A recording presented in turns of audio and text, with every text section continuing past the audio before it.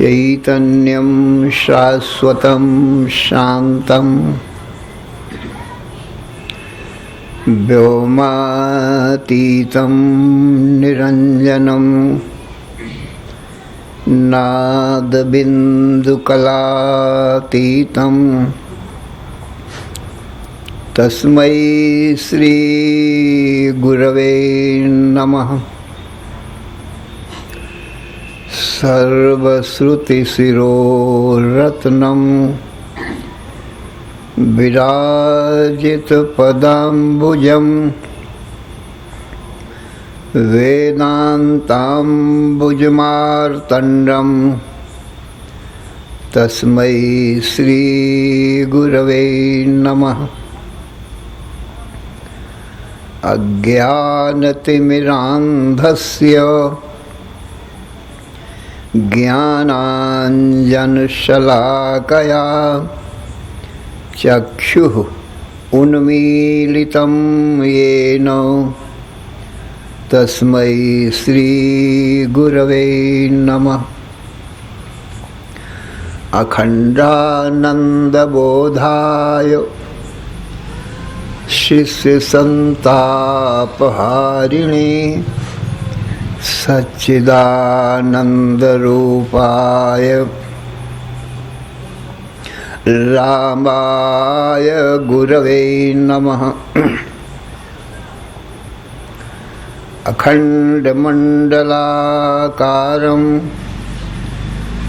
व्याप्तं येन चराचरं तत्पदं दर्शितं येन तस्मै श्री गुरवे नमः। गुरुर्ब्रह्मा गुरुर्विष्णु गुरुर्देवो महेश्वरः गुरुः साक्षात् परं ब्रह्म तस्मै श्री गुरवे नमः।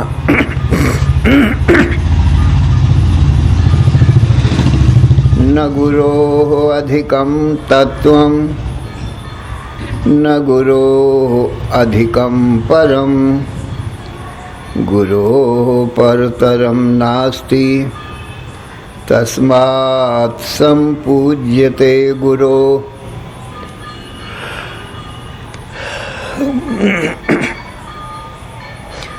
ध्यानमूलं गुरोर्मूर्तिः पूजामूलं गुरोः पदं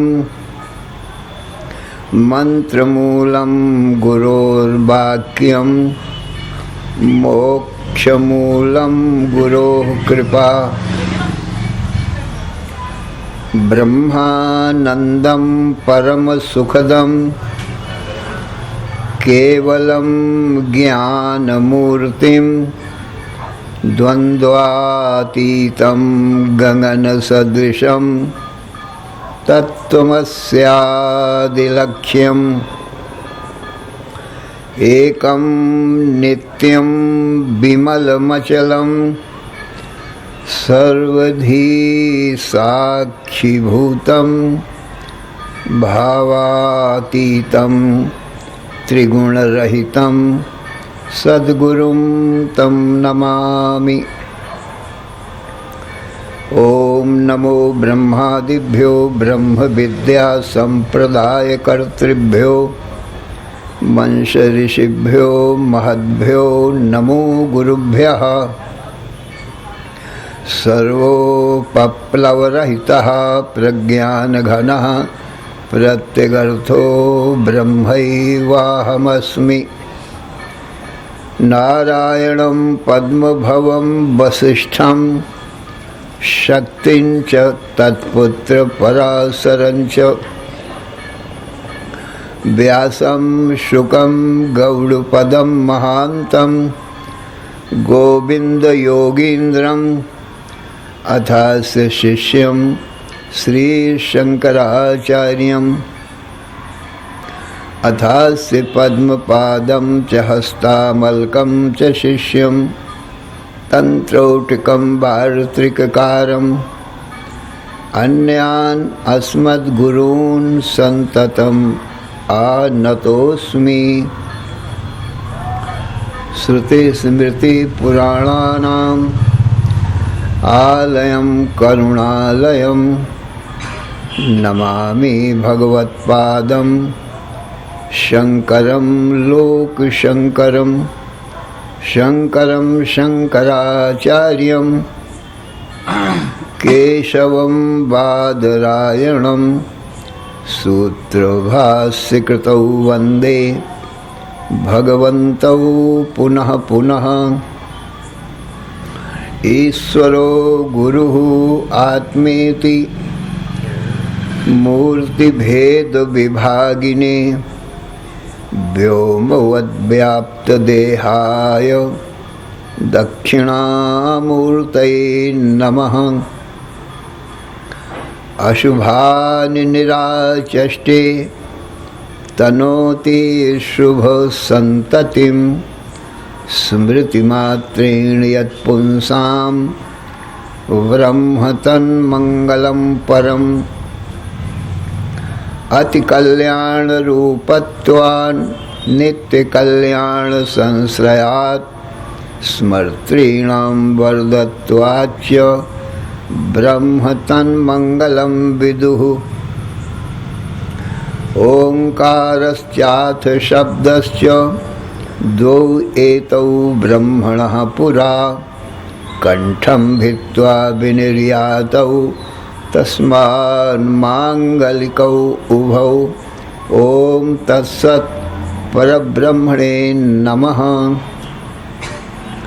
श्रीराम जय राम जय जय राम।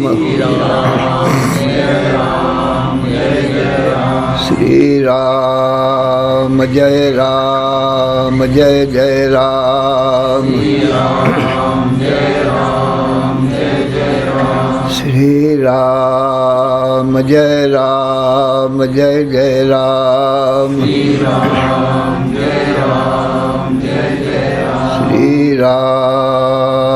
जय राम जय जय राम। धर्म की अधर्म का प्राणियों में विश्व का हर हर महादेव। अशरण शरण अकारण करुण करुणा वरुणालय। कर्तुम अकर्तुम अन्यथा कर्तुम समर्थ नित्य शुद्ध बुद्ध मुक्त स्वरूप अनंत कोटि ब्रह्मांड नायक परात्पर पूर्णतम पुरुषोत्तम परब्रह्म सच्चिदानंद घन सर्वज्ञ सर्वशक्तिमान सर्वाधार सर्वाधिष्ठान भगवान के ज्ञान से जीव सर्व दुखों से और मृत्यु से भी मुक्त हो जाता है अर्थात उसको कभी किसी प्रकार का कोई भी दुख नहीं आता, नित्य सुख शांति को प्राप्त कर लेता है। मृत्यु नहीं आती, अमृतत्व को प्राप्त कर लेता है। इसलिए जीव को अपने परम कल्याण के लिए, मृत्यु और नित्य सुख शांति की प्राप्ति के लिए भगवान का ज्ञान परमावश्यक है।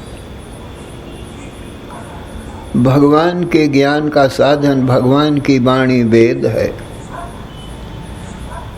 और वेद का अर्थ बताने वाले गुरु हैं, क्योंकि वेद अपने आप तो बोलते नहीं हैं, स्वर व्यंजन रूप हैं, अक्षर रूप हैं। सो अक्षर स्वयं नहीं बोलते, गुरु ही ये वेद मंत्रों को पढ़कर सुनाता है और उनका अर्थ बताता है, और वेद मंत्रों के अर्थ में ही भगवान का स्वरूप है। इसलिए गुरु से बढ़कर के ज्ञान देने वाला संसार में कोई नहीं। इसीलिए गुरु को ब्रह्मा विष्णु महेश कहा गया है। ब्रह्मा बनकर के गुरु अच्छे संस्कारों की अच्छी सृष्टि करते हैं, शुभ कर्मों की, विवेक वैराग खट संपत्ति मुमुक्षुता की सृष्टि करते हैं ब्रह्मा बन करके गुरु, और विष्णु बन करके इनका पालन करते हैं, और शंकर बन करके भगवान काम क्रोध लोभ मोह इनका संहार करते हैं। इसीलिए भगवान को ब्रह्मा विष्णु महेश कहा गया है। तो परम ब्रह्म का ज्ञान होता है जब अच्छे संस्कार, विवेक वैराग खट संपत्ति होती है, विष्णु बन के भगवान रक्षा करते हैं, काम क्रोध लोभ मोह का शंकर बन के संहार कर देते हैं, तभी ब्रह्म ज्ञान होता है सज्जनों। इसीलिए गुरु के लिए यही कहा गया है, गुरुर् ब्रह्मा गुरुर् विष्णु गुरुर्देव महेश्वरा, और गुरु साक्षात परम ब्रह्म, तस्मै श्री गुरवे नमः।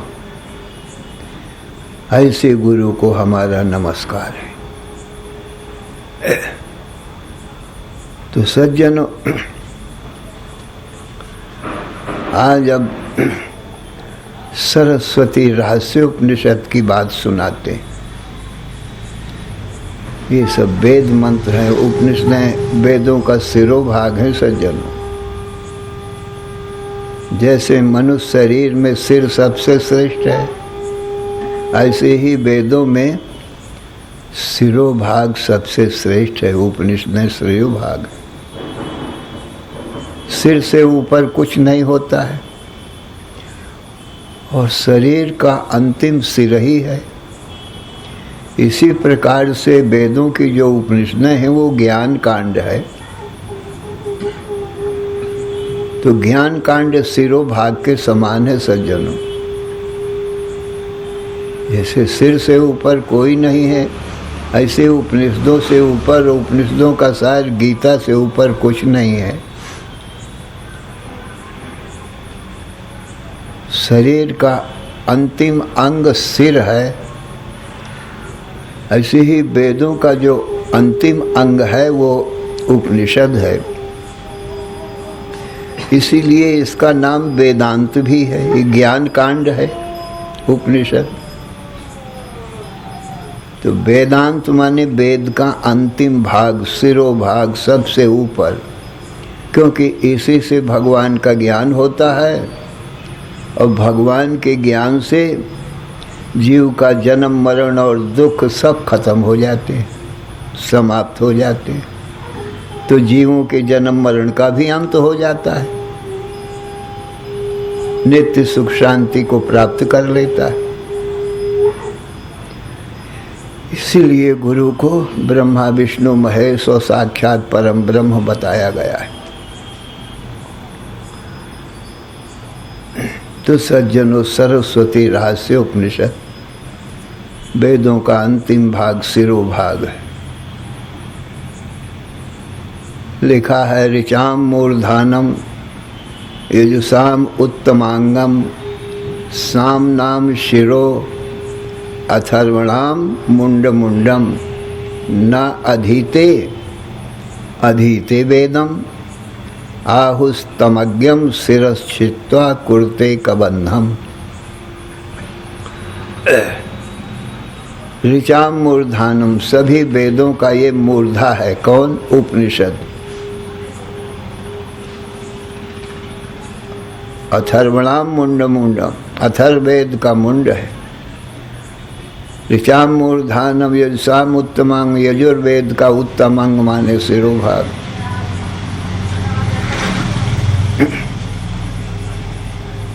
तो ऋचाम मूर्धानम अथर्वणाम उत्तमांगम साम नाम शिरो, सामवेद का सिर है, अथर्वणाम मुंड मुंड, अथर्ववेद का मुंड है।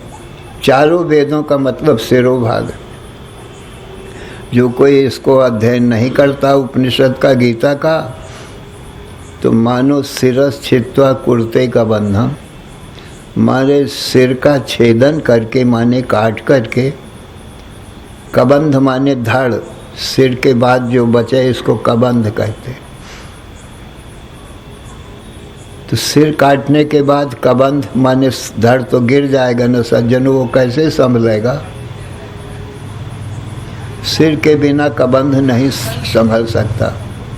ऐसे ही जो उपनिषद नहीं पढ़ता है और बाकी कर्म कांड और भक्ति कांड वेद के जो नीचे के अंग हैं, कर्म कांड चरण है, भक्ति कांड वेद का हृदय है और ज्ञान कांड उपनिषद ने कहा ये सिर है। यदि सिर कट जाएगा तो ये हृदय और चरण ये कैसे टिकेंगे? ये भी गिर जाएंगे। तो जो कोई उपनिषद कर्म कांड और भक्ति का तो अध्ययन किया, परंतु शिरोभाग उपनिषदों का नहीं अध्ययन किया है, ज्ञान कांड का, तो मानो वो सिर काट करके धड़ को संभालना चाहता है। सिर काटने के बाद में धड़ कैसे संभलेगा? नहीं संभल सकता। इसलिए भगवान का ब्रह्म ज्ञान का प्राप्ति के लिए तो शिरोभाग वेदों का अवश्य अध्ययन करना चाहिए।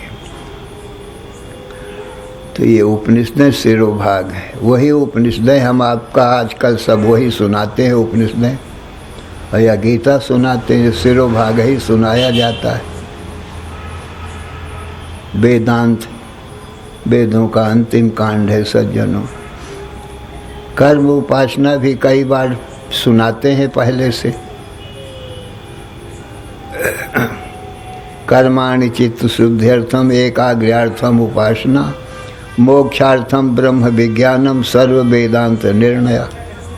कर्म कांड से अंतःकरण की शुद्धि होती है। अनेक जन्मों के जो पाप है उनका नाश होता है कर्म योग से। भक्ति योग से चित्त की एकाग्रता होती है। एकाग्र चित्त में ही ज्ञान होता है, शांत चित्त में ही ज्ञान होता है। इसलिए भक्ति कांड जो है मन की चित्त की एकाग्रता के लिए। और मोक्षार्थम ब्रह्म विज्ञानम, और मोक्ष के लिए ब्रह्म का ज्ञान माने वेदांत है, ज्ञान कांड है। ज्ञान कांड में ब्रह्म का ज्ञान हो जाता है, वेद भी पूरा हुआ और जीव का जन्म मरण भी समाप्त हुआ। जीव का काम भी पूरा हो गया। अब कुछ करना शेष नहीं रहता उपनिषद पढ़ने के बाद में, क्योंकि ब्रह्मविद ब्रह्मयो भवति। ब्रह्म को जो जान लेता है वो ब्रह्म स्वरूप ही हो जाता है। सच्चिदानंद ब्रह्म का स्वरूप। तो यही इस उपनिषद में बताया जा रहा है। संसार में 5 अंश हैं, वही इस उपनिषद में बताते हैं। अस्ति भाति प्रियम रूपम नाम चेत्यंश पंचकम आद्यत्रयं ब्रह्म रूपम जगद रूपम ततो व्ययम। कहते अस्ति भाति प्रियम रूपम नाम चैत्यंश पंचकम आद्यत्रयं ब्रह्म रूपम जगद रूपम ततोद्वयम। अस्ति भाति प्रिय, ये तीन हो गए, नाम और रूप ये पांच हो गए। ये संसार में पांच अंश हैं भला। अस्ति भाति प्रिय का अर्थ सच्चित आनंद होता है। अस्ति इति सत, अस्ति माने सत, भाति इति चित, भाति माने चित ज्ञान, प्रियते इति आनंद, प्रिय माने आनंद। तो अस्ति भाति का अर्थ क्या हुआ? सतचित आनंद,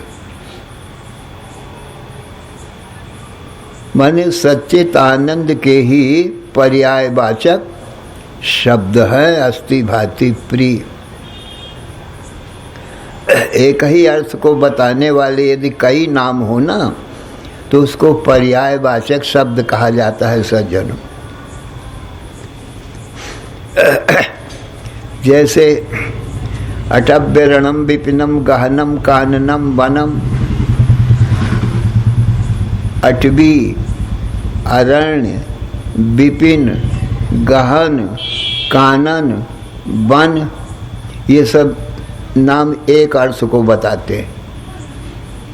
अटवी कहो चाहे अरण्य कहो, चाहे विपिन कहो, चाहे कानन कहो, चाहे वन कहो,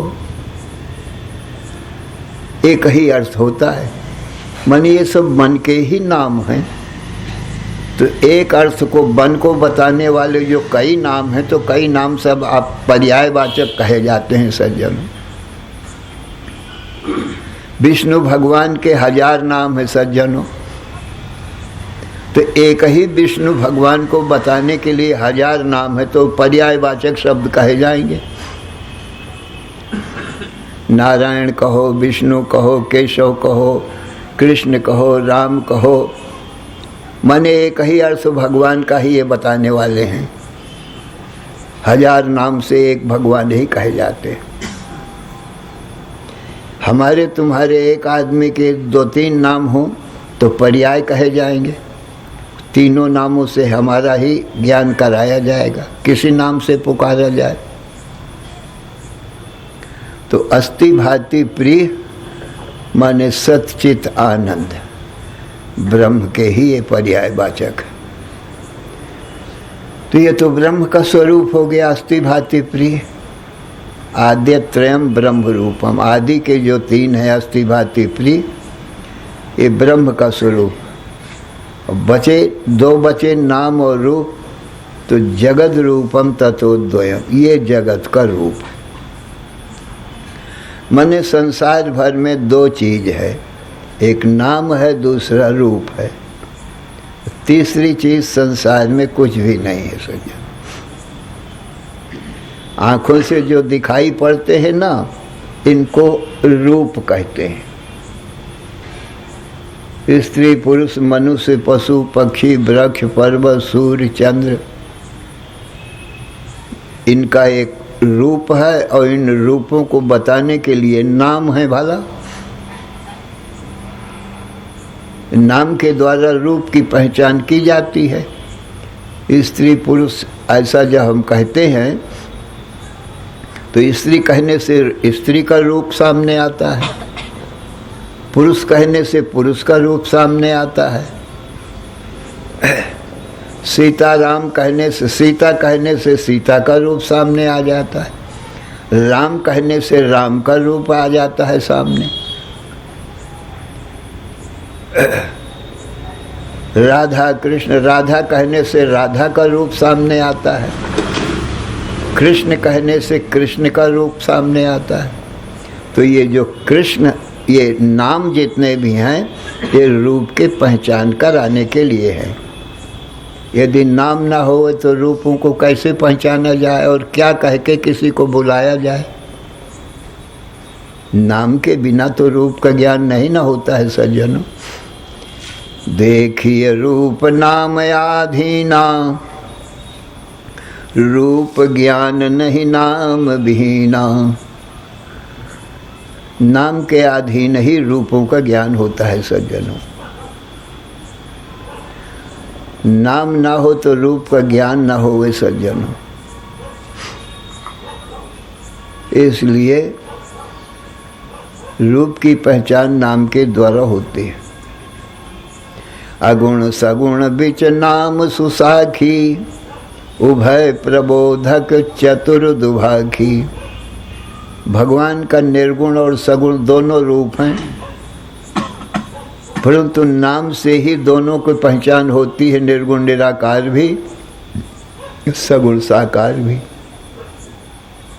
नाम के बिना तो कैसे बताया जाए।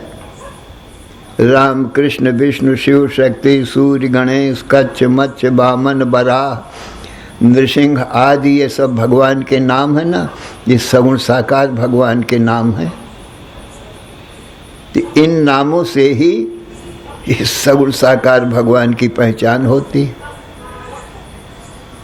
सत्यम ज्ञानम अनंतम ब्रह्म सच्चिदानंदम ब्रह्म, ये निर्गुण निराकार स्वरूप, तो ये नाम से ही तो निर्गुण निराकार की पहचान होती है। रूप विशेष नाम बिनु जाने, कर तलगत न परत पहचाने। हाथ में कोई वस्तु है उसका नाम हम नहीं जानते हैं सज्जनों, तो कैसे पहचाना जाए ये क्या चीज़ है हमारे हाथ में। प्रत्यक्ष हाथ में है, कोई हीरा होवे हाथ में, हम नहीं जानते हैं कि ये हीरा है, उसका नाम नहीं जानते हैं, तो पहचान नहीं होगी कि ये हीरा है। इसमें एक कथा है, कोई हीरा मार्ग में पड़ा था, रास्ते में पड़ा था, तो लोग निकलते थे, रास्ते से जो निकलते थे लोग तो पैरों की ठोकर मार करके निकल जाते थे हीरा। और वो हीरा पड़ा था चमकीला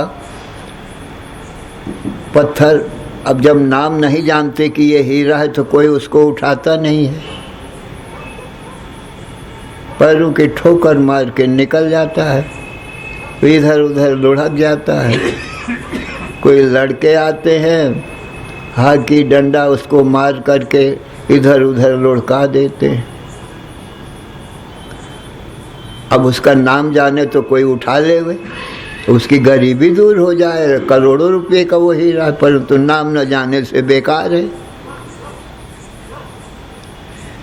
उसी रास्ते से एक दिन एक कुंजड़ा निकला।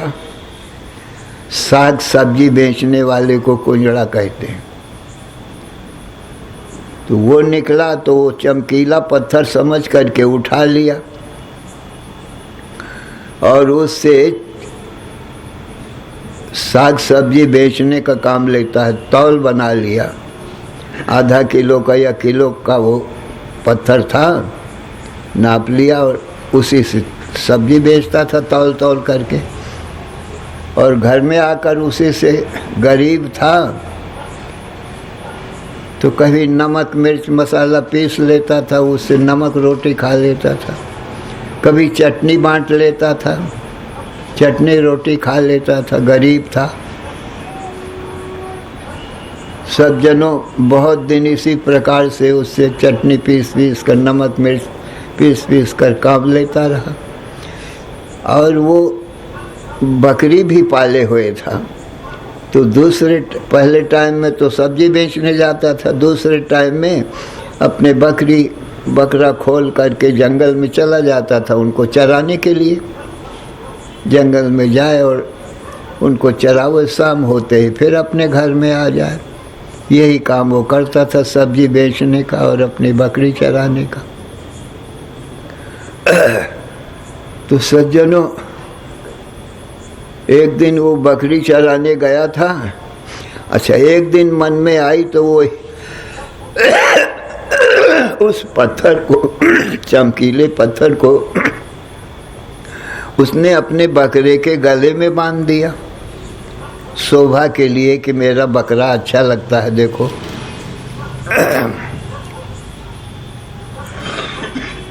और वो जंगल में बकरी बकरा चराने गया तो उस जंगल में उसी रास्ते से एक जौहरी निकला। जौहरी की निगाह उस पत्थर पर पड़ गई जो बकरे के गले में पड़ा था, और वो जौहरी था तो पहचान जानता था सज्जन। उसने पहचाना ये तो हीरा है, उसका नाम जानता है, पहचान जानता है, और करोड़ों रुपए का ये हीरा है, बकरे के गले में बांध रखा है। तो जिसके ये बकरे बकरी होंगे वो आदमी कितना धनी होगा जो करोड़ों रुपए के हीरे के अपने बकरे के सुंदरता के लिए, शोभा के लिए गले में बांध रखा, तो कितना धनी आदमी होगा। तो उसने आवाज लगाई, भाई ये बकरियां किसकी हैं? तो झाड़ी के आड़ में छाया में, धूप थी छाया में, वो बैठा हुआ था, बकरी बकरा चल रहे थे जंगल में, घास पत्तियां चल रहे थे। तो उसने आवाज लगाई, भाई ये बकरे किसके हैं? तो उसने कहा, भाई क्या बात है, मेरी बकरी बकरे हैं सब। ये सामने आ गया। जौहरी ने देखा ये तो बहुत गरीब आदमी मालूम पड़ता है। उसने समझ लिया कि ये जानता नहीं है कि ये हीरा है। जौहरी था, मनुष्य की भी पहचान कर लिया। तो उसने कहा कि ये बकरे के गले में जो तुम पत्थर बांध के रखे हो, इसको बेचोगे? अब वो बोलो क्या कीमत लोगे इस पत्थर की? अब वो क्या कीमत बताए, रास्ते में पड़ा पत्थर वो उठा ले आया था, अब उसकी क्या कीमत बताए? तो उस कुंजड़े ने कहा, भाई तुम ही बता दो क्या कीमत दोगे। तो उसने कहा कि मैं 8 आने पैसे दूं इसके। कुंजड़े ने कहा, भाई और कुछ कीमत बढ़ाओ। बोले 1 रुपया दूं। तो कुंजड़ा खुश हो गया। उसने कहा, हाँ 1 रुपया में बेच दूंगा। कुंजड़े ने सोचा 1 रुपया का तो नमक ले आऊंगा तो साल भर खाऊंगा।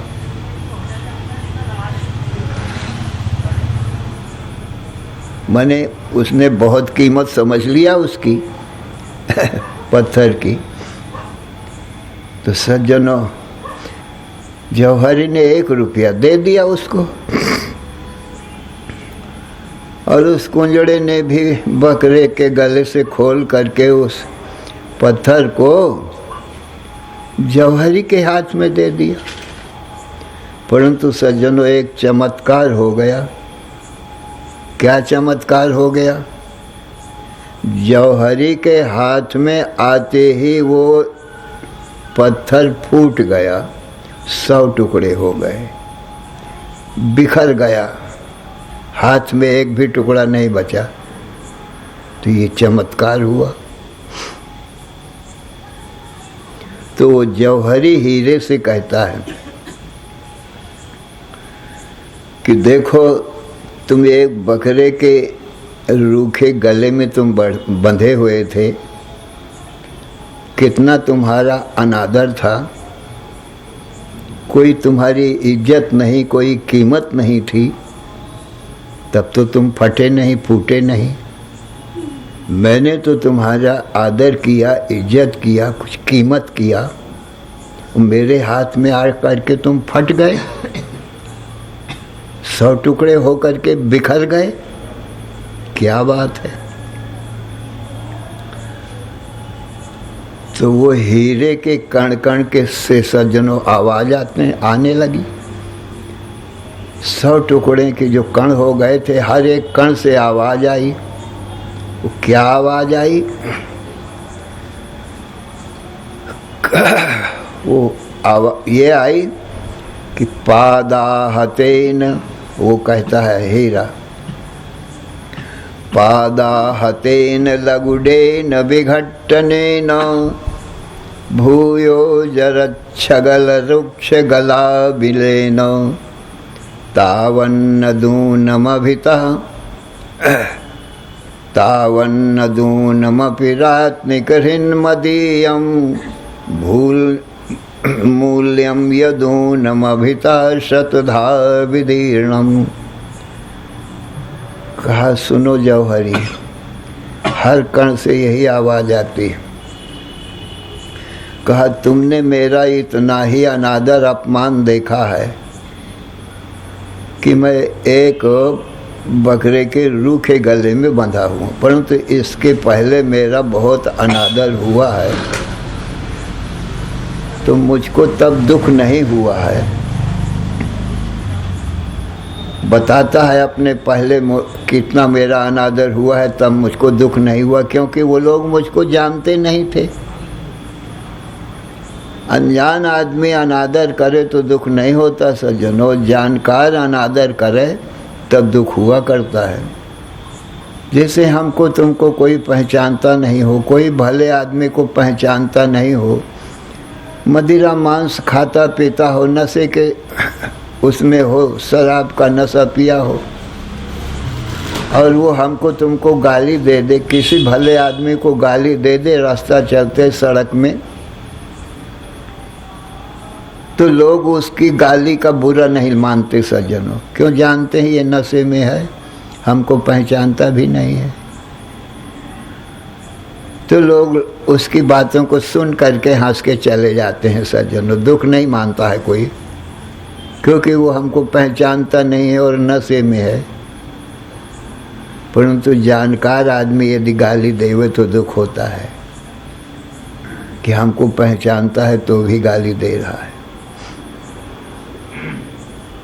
तो हीरा कहता है कण कण से, हर कण से यही कहता है कि ये लोग मुझको पहचानते नहीं थे, तो मेरा अनादर करते थे, इसलिए मुझको कुछ दुख नहीं हुआ है। तो वही बताता है पादा हतेन, मैं रास्ते में पड़ा था तो जो भी निकलता था वो पैरों की ठोकर मार कर निकल जाता, तो मैं इधर उधर लुढ़क जाता। लगुडेन, फिर लाठी डंडा हाकी से इधर उधर पीटा गया, मारा गया। बिघट्टनेन, फिर ये कुंजड़ा उठा लाया और अपना चटनी पीसता रहा, नमक मिर्च पीसता रहा, तो भी मुझको दुख नहीं हुआ। भूयो जरत छगल रुक्ष गला भी लेना, और फिर ये बूढ़े बकरे के रूखे गले में मुझको बांध दिया, तो न बकरा मुझको जानता है, न ये कुंजड़ा मुझको जानता है, इसलिए ये अनादर सब मैं सहता गया, मुझको कोई दुख नहीं हुआ है।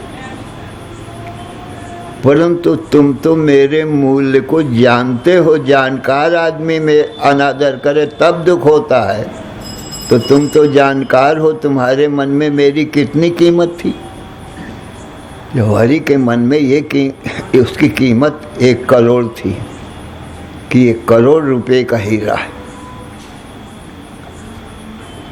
और तुमने इसको कुंजड़े को कितना दिया? 1 रुपया दिया, तो ये मेरी इज्जत किया है तुमने, मेरा आदर किया है कि अनादर किया है? जब तुम्हारे मन में मेरी कीमत 1 करोड़ रुपया है, तो 1 रुपया देना 100 पैसे में 1 पैसे की बराबर, तो कितना मेरा अनादर तुमने किया। इसलिए इस अनादर को तुम जानकार हो करके ये मेरी इज्जत किया तुमने, ये मेरी कीमत किया, ये मेरा आदर किया है तुमने, ये अनादर और बेइज्जती है। तो जानकार आदमी जब इस प्रकार से अनादर करता है तब दुख होता है। इसलिए तब तक मुझको दुख नहीं हुआ जब तक ये लोग नहीं जानते थे। अमूल्यम यदूनम अभिता शतधा विदीर्णम, इतना कम मूल्य मेरा तुमने किया, इसलिए मेरा हृदय 100 टुकड़े होकर के विदीर्ण हो गया। ये दुख नहीं सह सका मेरा हृदय, इसलिए मैं बिखर गया, मेरे टुकड़े टुकड़े हो गए हृदय के। हीरे के कण कण से ये आवाज आई, क्योंकि ये पहचान, ये नाम जानता था ना। वो लोग नाम नहीं जानते थे कि ये हीरा है। कुंजड़ा नहीं जानता था कि ये हीरा है, नाम नहीं जानते थे। जानते थे कोई पत्थर है, और ये नाम जानता है कि ये हीरा है। इसलिए तुम जानकार हो, मुझे जानते हो कि मैं हीरा हूँ, तो तुमने मेरा बहुत अनादर किया, इसलिए मैं इस दुख को सहन नहीं किया। मेरा हृदय 100 टुकड़े होकर के विदीर्ण हो गया। तब जौहरी को भी ये आश्चर्य, चमत्कार जब वो हीरे का देखा, तो इसको जौहरी को भी दुख हुआ कि हाँ, मैंने बहुत कम कीमत किया है इसके हीरे की। फिर उसने 1 लाख रुपया उस कुंजड़े को दिया और कहा, भाई ये जो तुम्हारे गले में तुम बांध रखे थे ये पत्थर, ये हीरा है। तुम इसका नाम नहीं जानते थे, पत्थर जानते थे। मैं इसका नाम जानता हूँ कि ये हीरा है, इसकी हीरे की कीमत जानता हूँ। ये करोड़ों रुपए का हीरा है, पर मैं तुमको 1 लाख रुपया देता हूँ। 1 लाख रुपया उसने दिया जौहरी को। जब 1 लाख रुपया जब उसको कुंजड़े को दिया, वो भी खुश हो गया। और उधर जो वो हीरा 100 टुकड़े होकर बिखर गया था ना, उसको भी प्रसन्नता हुई और वो जुड़ गया। 100 टुकड़े फिर जुड़ गए और उसके हाथ में आ गए। तो सज्जनों, रूप तो दिखाई पड़ रहा है कि चमकीला है, पर नाम न जानने से उसकी पहचान नहीं होती सज्जनों। तो रूप विशेष नाम बिनु जाने, कर तल गत न परत पहचाने। नाम बिना जाने कोई विशेष रूप, अच्छी चीज भी हाथ में हो तो भी नाम के बिना पहचान नहीं आती। आप नाम न जानो तो कौन चीज बाजार से मंगाओ। नाम न जानो तो क्या कह करके किसी भाई बहन माता किसको बुलाओ, मित्र को, उसका नाम न जानते हो, कैसे बुलाओगे? कोई चीज बाजार में कैसे खरीदोगे नाम के बिना? आटा, दाल, चावल, साग सब्जी, लौकी, तरोई, हल्दी, मिर्चा, धनिया, ये नाम है ना। तो नाम से वो रूप, वही रूप, जिस नाम का वो रूप है वो चीज दे देते हैं लोग। हम नाम ही न जाने तो कोई व्यवहार चलेगा? कोई व्यवहार नहीं चलेगा नाम के बिना। तो इसलिए रूप की पहचान नाम से हुआ करती है सज्जनों। तो ये जो संसार है, इनके सबके रूप है ना, पर ये नाम करके ही नाम से ही पहचाने जाते हैं। हर स्त्री पुरुष मनुष्य, गाय भैंस बकरी, ये नाम है ना। गाय कहने से गाय के रूप का ज्ञान हो जाता है, भैंस कहने से भैंस का रूप का ज्ञान होता है, बकरी कहने से बकरी के रूप का ज्ञान होता है, सिंह व्याघ्र कहने से, नाम लेने से सिंह व्याघ्र का ज्ञान होता है, राम ये नाम लेने से तो राम के रूप का ज्ञान हो जाए, कृष्ण कहने से कृष्ण के रूप का ज्ञान होता है। तो नाम के बिना रूप का ज्ञान नहीं होता है सज्जनों। तो देखिए रूप नाम अधीना, रूप का ज्ञान नाम के अधीन है सज्जनों, और रूप ज्ञान नहीं नाम भी ना, नाम ना हो तो रूप का ज्ञान नहीं होता है सज्जनों। तो ये सारा संसार नाम और रूप दो चीज़ों वाला है। नाम से उन रूपों को हम पुकारते हैं, पर इनमें अस्ति भाति प्रिय ये ब्रह्म का स्वरूप सज्जनों है। अस्ति भाति प्रिय इन नाम रूपों में समाया हुआ है। हर नाम रूपों में अस्ति भाति प्रिय समाया है। किसी भी नाम में अस्ति भाति प्रिय के बिना कोई व्यवहार नहीं चलेगा सज्जनों। घट ये 2 अक्षर का नाम है भला, तो घट कहने से कुछ व्यवहार नहीं बनेगा। घट है कहना पड़ेगा, ये घड़ा है, तो है जो है वो अस्थि है। घट ये नाम है, और है माने अस्थि, अस्थि माने है।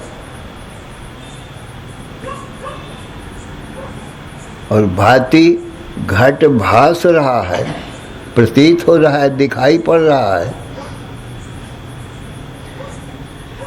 और घट प्रिय है, घटा प्रिया, क्योंकि पानी भरने का काम देता है, इसलिए घट है, घट भासता है, घट प्रिय है। तो ये अस्ति भाति प्रिय ब्रह्म का स्वरूप है सज्जनों। ये घट में व्यापक है ना, 2 अक्षर का नाम घट है, उसमें व्यापक है अस्ति भाति प्रिय। तो ये नाम रूप जो है ये सदा नहीं रहते सज्जनों, माया के कार्य हैं। जितने नाम रूप हैं, क्या ईश्वर के अवतारों के, क्या हमारे तुम्हारे सगुण साकार शरीरों के, इन नाम रूपों में अस्ति भाति प्रिय व्यापक है। सब में, कण कण में अस्ति भाति प्रिय के बिना इनकी नाम रूप की सिद्धि ही नहीं होगी। घट कह दिया बस, अब है दिखाई पड़ रहा है, प्रिय है, ये ना होवे तो व्यवहार ना होगा कुछ भी। घट कहने मात्र से कुछ व्यवहार नहीं होता। तो नाम रूप जगत है, गच्छति इति जगत। जगत का अर्थ होता है गच्छति, ये चले जा रहे हैं, ये रुकेंगे नहीं। नाम रूप रुकेगा नहीं, क्योंकि माया के काज हैं सारा संसार नाम रूप, सत्य नहीं है। सत्य वस्तु सदा रहेगी। और अस्ति भाति प्रिय ये सच्चित आनंद है, ये ब्रह्म है, सदा रहेगा। और ये नाम रूप ये चले जा रहे हैं, ये रुकेंगे नहीं। कुछ दिन में ये नाम रूप जो हैं पृथ्वी में मिल जाएंगे। माने स्त्री पुरुष मनुष्य पशु पक्षी वृक्ष पर्वत ये नाम रूप है ना, तो ये कुछ दिन में पृथ्वी में मिल जाएंगे। कोई नाम रूप नहीं रहेगा महाप्रलय में। तो फिर पृथ्वी रह गई, परंतु अस्ति भाति प्रिय नहीं मिटेगा, क्योंकि वो ब्रह्म का स्वरूप है सज्जनों। और ब्रह्म हमारा तुम्हारा आत्मा है, इसलिए आत्मा का स्वरूप भी नहीं मिटेगा। अस्ति भाति प्रिय रूप हमारा तुम्हारा स्वरूप है। तो पृथ्वी में मिल गया ना, सब जितने नाम रूप हैं पृथ्वी में मिल जाएंगे। और कुछ समय में महाप्रलय में पृथ्वी भी जल में लय हो जाएगी। तो पृथ्वी का नाम रूप खत्म हो गया ना, ये चले जाएंगे नाम रूप, पर अस्ति भाति प्रिय नहीं जाएगा।